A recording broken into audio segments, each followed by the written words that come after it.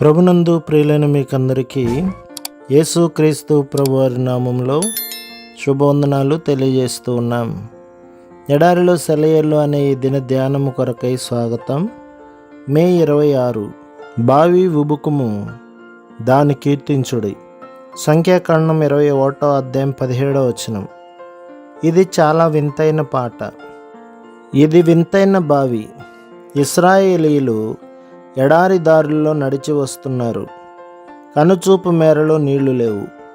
దాహంతో నోరెండిపోతున్నది. అప్పుడు దేవుడు మోషేతో ఇలా చెప్పాడు, ప్రజలను సమకూర్చు, నేను వాళ్ళకి నీళ్ళిస్తాను. ఇసుక తెన్నెల మీద చుట్టూ నిలబడ్డారు జనమంతా. తమ కర్రలతో మలమల మాడిపోతున్న ఇసుకలో లోతుగా తవ్వారు. తవ్వుతూ పాట పాడారు. బావి ఉబుకుము దానిని కీర్తించుడి. చూస్తుండగానే బుడబుడమనే శబ్దంతో నీళ్లు పైకి ఉబికి ఆ గుంటను నింపి పొర్లి పారినాయి. వాళ్ళు ఎడారిలో నేలను త్రవ్వారు. అలా త్రవ్వుతూ భూగర్భంలో పరుగులెడుతున్న ప్రవాహం వరకు వెళ్ళారు.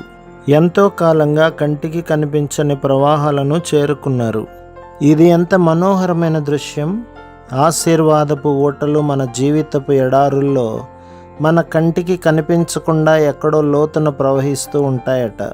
మనం విశ్వాసంతోనూ స్తుతి కీర్తనలతోనూ త్రవ్వుతూ వెళ్ళగలిగితే ఎండిన ఎడారుల్లో కూడా మన అవసరాలకేమీ లోటు ఉండదు. ఈ ఊటలోని నీళ్లను వాళ్ళెలా బయటకు తీస్తారు?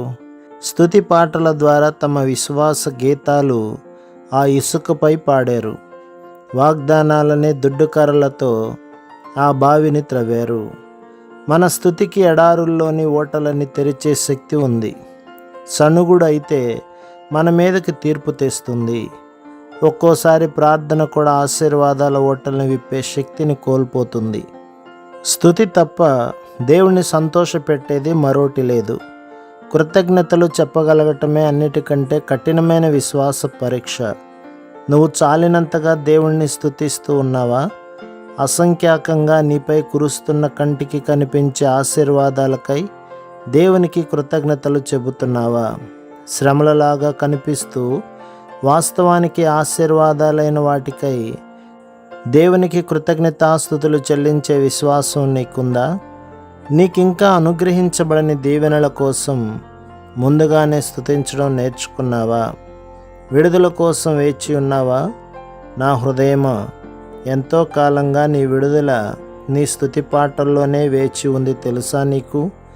నిట్టూర్పుకు విడుదల ఎంతో దూరం లేదు. కట్టిన నీ కాళ్ళ గొలుసులు ఇట్టే విడిపోతాయి. విమోచన గీతాలతో ప్రభువు నిన్ను ముంచెత్తుతాడు. ప్రభు మిమ్మును, మీ కుటుంబమును, మీ సంఘమును దీవించి ఆశీర్వదించునుగాక.